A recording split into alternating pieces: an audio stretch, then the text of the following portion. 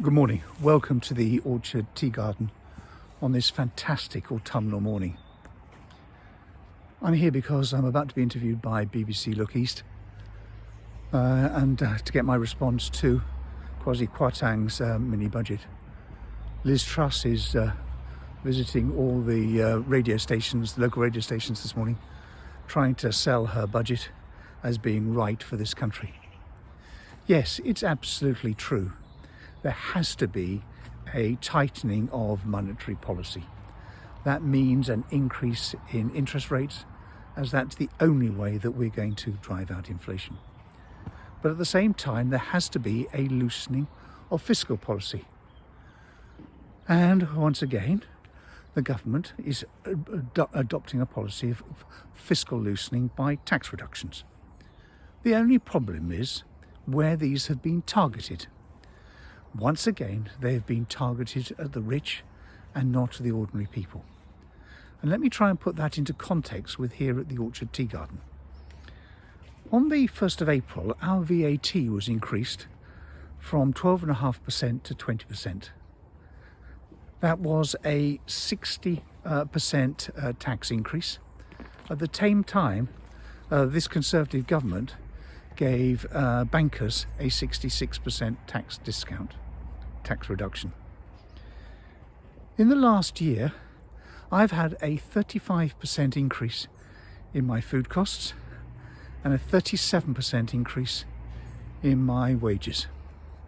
That's taken an extra £155,000 out of this business. That's an additional burden and costs.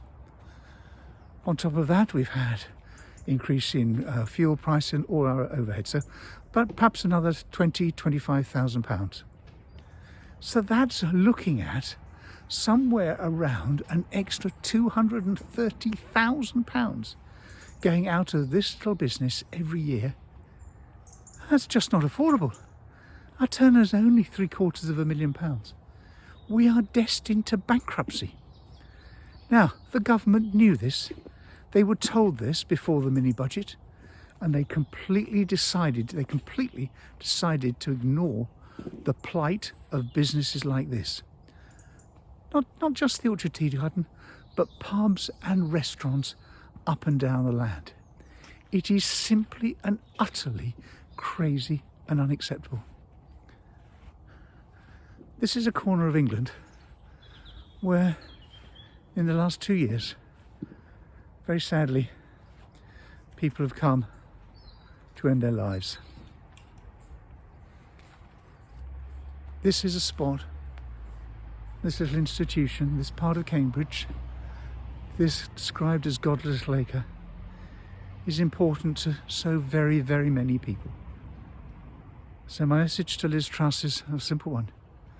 You put places like this at risk at your peril. Because when it comes to the next election, we won't forget how you let us all down. Thank you for listening. Bye-bye.